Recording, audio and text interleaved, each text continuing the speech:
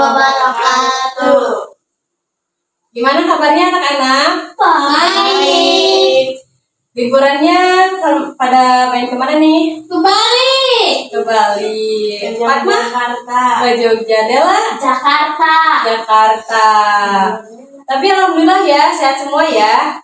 Alhamdulillah. Baik, sekarang ibu mau absen dulu ya. Husna, Hadir. Fatma, Hadir. Dela, Hadir. baik, sepertinya masuk semua ya anak-anak. Baik anak-anak, sebelum belajar alangkah baiknya kita berdoa terlebih dahulu. Mana kainnya siapa? Ya jelas ya. Silakan pimpin teman-temannya. Siap berdoa. Bismillahirrahmanirrahim. Allahumma anfa'ni ya Allah, beri manfaat kepadaku bima alamtani, dengan apa yang Engkau ajarkan kepadaku. Wa'alimni, dan ajarkanlah kepadaku ilmu. Walhamdulillahi, segala puji bagi Allah, ala kulli hali, atas segala keadaan. Rabbana ghafirli ya Rabb, kami ampunilah aku wali walidayya, dan bagi Allah dua orang tuaku, walil mu'minina, dan bagi orang-orang mukmin, yauma yaqumul hisab, pada hari terjadinya hisab. Baik, selanjutnya kita akan masuk ke pembelajaran. Nah, kali ini kita akan membahas tentang pengurusan jenazah. Biasanya ketika seseorang mengalami kematian, apa yang akan dialami?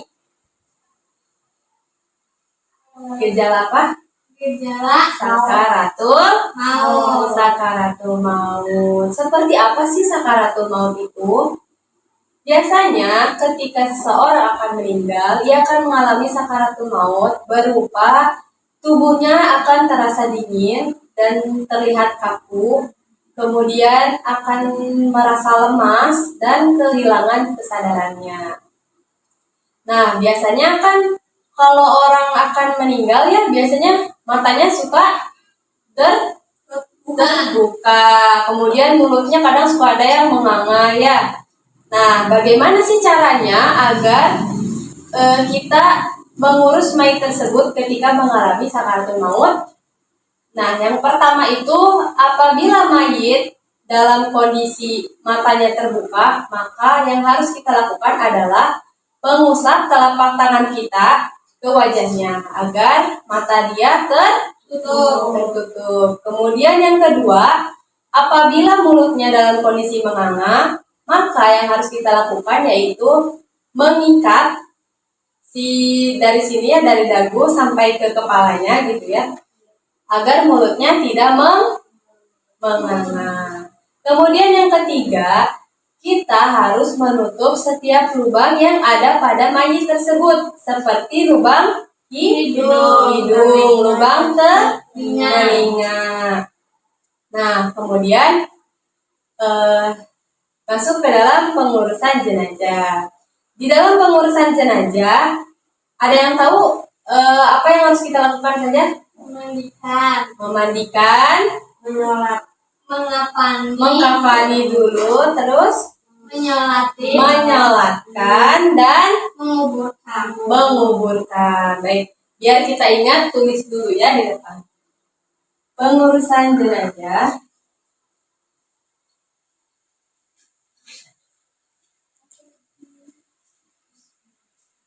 terbagi kepada 4 tahap. Yang pertama itu memandikan,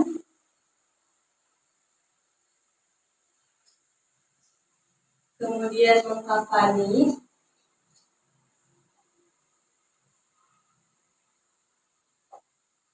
mensolatkan,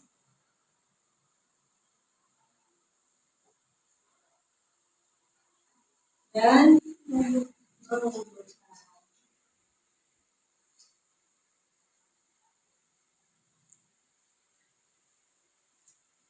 Nah, sebelum kita membahas kepada 4 poin tersebut, kita akan jadi jenazah itu dapat dikategorikan kepada dalam Islam. Di dalam Islam, kategori jenazah terbagi kepada 4. Yang pertama itu ada jenazah muslim. Yang kedua ada jenazah syahid. Kemudian yang ketiga ada jenazah bayi prematur. Kemudian yang keempat itu ada jenazah kafir zimmi. Nah, bagaimana pengurusan kita terhadap jenazah muslim? Yaitu yang 4 tadi ya, memandikan, kemudian mengkafani, menyolatkan, dan menguburkan. Kemudian kita masuk ke jenazah yang kedua, yaitu jenazah syahid. Nah, kalau misalnya jenazah syahid itu ya orang yang sedang berperang gitu, kemudian dia meninggal dunia. Nah, apa yang harus kita lakukan? Kita tidak boleh mensolatkan dan juga memandikannya, nggak boleh ya. Pokoknya, salahnya. Maaf, Lagi walaupun ada banyak sih gelis. enak deh, kadang gitu ta. Yuk, Ayo, bro. Nah, perlu kita ketahui bahwa jenazah itu terbagi kepada 4 kategori. Yang pertama itu ada jenazah muslim, yang kedua ada jenazah syahid, kemudian yang ketiga ada jenazah bayi prematur, yang keempat ada jenazah kafir zimmi. Nah, yang pertama itu pengurusan jenazah muslim itu, yaitu ada 4 cara. Seperti yang Ibu tulis tadi ya, memandikan, mengkafani, mensalatkan, dan menguburkan. Nah, kita masuk ke dalam yang kedua, yaitu jenazah syahid. Jenazah syahid itu orang yang meninggal ketika mengikuti perang ya. Nah, ketika orang syahid itu meninggal, kita tidak boleh memandikan dan juga mengkafani. Maksudnya mensolatkan. Kenapa? Karena kalau misalnya kita memandikan dan mensolatkan orang yang meninggal karena syahid, itu akan mengurangi pahala kesyahidan dia. Jadi tidak akan terhitung sebagai mati syahid gitu ya. Nah, kemudian yang ketiga itu ada jenazah bayi prematur. Nah, kalau misalnya bayinya meninggal dalam kondisi masih kecil lah ya, masih belum berbentuk seperti bayi. Nah, itu kita nggak apa-apa gitu ya untuk tidak mensolatkan, tidak mengkafani, tidak memandikan, cukup membungkusnya dengan kain kemudian dikubur. Kemudian yang keempat itu kafir zimmi. Apa sih kafir zimmi itu?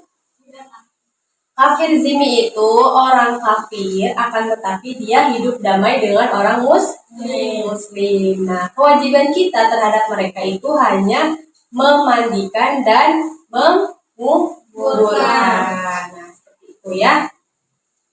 Baik, kita masuk ke tahap pengurusan jenazah yang pertama, yaitu memandikan jenazah. Nah, siapa saja sih orang-orang yang boleh memandikan jenazah? Yang pertama itu, orang yang memandikan jenazah harus sejenis. Harus sejenis itu maksudnya perempuan, jika mayatnya perempuan maka dimandikan oleh perempuan. Jika mayatnya laki-laki maka dimandikan oleh laki-laki. Akan tetapi boleh jika yang meninggalnya perempuan kemudian dimandikan oleh laki-laki dengan dasar mayat tersebut statusnya suami istri ya. Kalau suami istri boleh memandikan, suami memandikan istrinya, istri memandikan suaminya gitu ya. Nah kemudian yang kedua, orang yang lebih utama memandikan mayat laki-laki adalah ahli waris asobah laki-laki.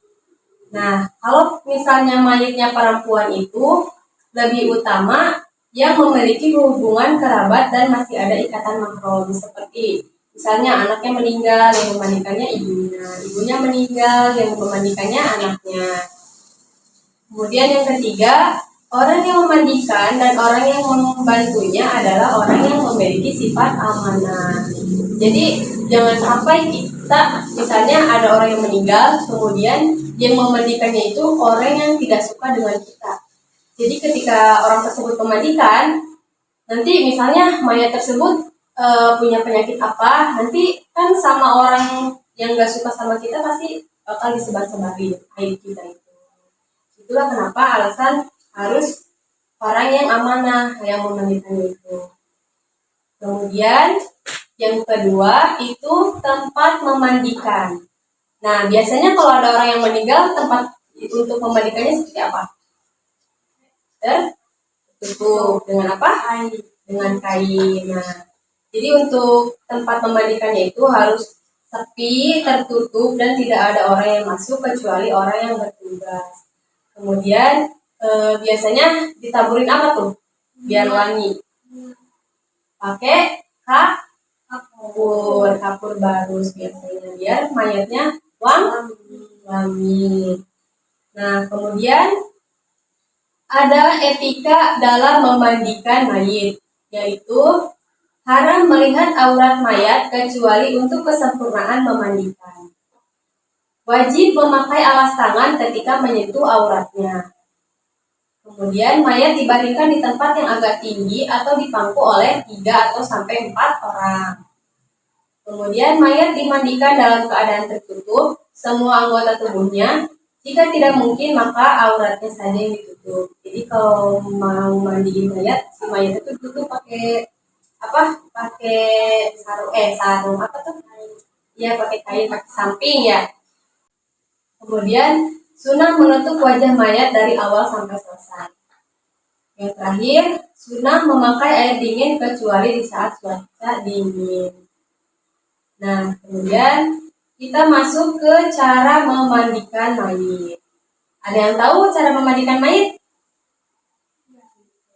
Nah, cara memandikan mayit yang pertama itu yang jelas harus menghilangkan najis yang ada pada tubuh mayat tersebut. Kemudian mengguyurkan air secara merata ke seluruh tubuh mayat, termasuk juga fajrinya yang tampak ketika duduk atau bagian dalam alat kelamin laki-laki yang belum dihitan. Nah, kemudian batas minimal kesempurnaan. Pertama, kita harus mendudukkan mayat dulu dengan posisi agak condong ke depan. Jadi si mayat tuh didudukin sambil dipegang gitu ya. Terus yang kedua, pundak mayat disanggah tangan kanan orang yang memandikan dengan ibu jari diletakkan pada tengkuk agar supaya kepala mayat tidak miring. Jadi si lehernya tuh dipegang ya kayak gini biar si mayat itu diam gitu ya. Kemudian punggung mayat disanggah lutut kanan orang yang memandikan. Kemudian yang keempat, perut mayat diurut dengan tangan kiri secara pelan-pelan oleh orang yang memandikan secara berulang-ulang agar kotoran yang ada di perut mayat dapat keluar dan mayat disiram dengan air. Jadi kalau misalnya memandikan itu harus benar-benar bersih ya, jangan sampai ada kotoran tersisa sedikit pun. Kemudian yang kelima, mayat ditidurkan dengan posisi telentang. Nah, jadi setelah didudukan seperti itu, kemudian mayat ditelentangkan. Kemudian setelah itu, 2 lubang kemaluan dan aurat mayat lainnya dibersihkan dengan menggunakan tangan kiri yang dilapisi dengan sarung tangan atau kain. Kemudian yang ketujuh, membersihkan gigi mayat dan kedua lubang hidungnya dengan jari telunjuk tangan kiri yang beralaskan kain basah. Kalau misalnya nggak ada kotoran, jadi ya nggak apa-apa gitu ya, nggak dicuci juga karena. Kemudian yang kedelapan, mayat diwudukan persis seperti wudhu orang yang masih hidup. Kemudian yang kesembilan, mengguyurkan air ke kepala mayat, kemudian jenggot, dengan memakai air yang telah dicampur daun bidara atau menggunakan sampo. Kemudian yang ke-10, menyisir rambut mayat dan jenggot mayat yang tebal dengan pelan-pelan memakai sisir yang longgar. Jadi kan kadang ada mayat yang rambutnya panjang gitu ya. Nah, kita harus menyisir rambut tersebut, kemudian mengepang rambut tersebut. Kalau misalnya panjang ya, kalau pendek mah nggak apa-apa, disisir aja gitu ya. Kemudian yang ke-11, mengguyur bagian depan anggota tubuh mayat dimulai dari leher sampai telapak kaki dengan memakai air yang telah dicampurkan oleh sabun. Jadi dimandiin kayak maksudnya dimandiin kayak orang hidup seperti itu. Kemudian mengguyurkan sebelah kanan bagian belakang anggota tubuh mayat dengan agak memiringkan posisinya. Jadi si mayatnya itu misalnya mau memandikan yang kanan, kita piringkan dulu ke kiri. Terus kalau misalnya mau memandikan yang kiri, kita piringkan ke sebelah kanan. Nah, itu. Kemudian mengguyur seluruh tubuh mayat mulai dari kepala sampai kaki dengan air yang murni. Air yang tidak bercampur dengan sabun ya, air bersih karena sudah mau dibilas. Nah, kemudian mengguyur seluruh tubuh mayat untuk kesekian kalinya. Jadi yang terakhir itu harus dibersihkan sampai si mayat itu benar-benar bersih. Ketika siraman yang terakhir itu ya, ketika memandikan jenazah itu kita menggunakan kapur barus, air yang sudah tercampur dengan kapur barus biar si mayat tersebut wangi. Nah, kemudian kita masuk ke pengurusan jenazah yang kedua, yaitu mengkafani. Nah, dalam mengkafani mayat itu dibedakan antara laki-laki dengan perempuan. Kalau laki-laki, ada yang tahu kain kafan yang dipakainya ada berapa? 3. Kalau perempuan kain kafannya berapa? 5. Kenapa seperti itu? Nggak tahu. Karena kalau laki-laki kan lebih simpel, jadi cukup 3 kain kafan saja. Kalau untuk perempuan 5 kain kafan karena untuk sebagai rok dan kerudung. Nah, bagaimana sih cara mengkafani jenazah? Yang pertama, letakkan lembaran-lembaran kain lebar yang digunakan untuk menutupi seluruh tubuh. Jadi pada lapisan pertama itu kita amparin kain kafan yang cukup besar ya. Kemudian yang kedua, letakkan mayat yang telah selesai dimandikan dan ditaburi wewangian. Kemudian yang ketiga, letakkan kapas yang telah diberi wewangian pada anggota tubuh yang berlubang. Yang keempat, mengikat pantat dengan sehelai kain yang kedua ujungnya dibelah 2. Jadi si bagian itu kayak popok ya, kain kafannya itu dibentuknya seperti popok. Kemudian yang kelima, lalu mayat dibungkus dengan lapisan pertama. Dimulai dari sisi kiri, dilipat ke kanan, kemudian sisi kanan, dilipat ke kiri. Jadi pasangnya tuh selang-seling. Misalnya kan tadi yang laki-laki 3 kain kafan ya. Nah, pas udah ditaruh semua, kita lipat dulu dari kanan ke kiri, terus nanti dari kiri ke kanan gitu ya. Selang-seling pokoknya. Kemudian yang keempat, setelah mayat dibungkus, sebaiknya diikat dengan beberapa ikatan agar kain kafan tidak mudah lepas. Baiklah anak-anak, dikarenakan waktunya tidak cukup ya, kita sudah melewati batas waktu.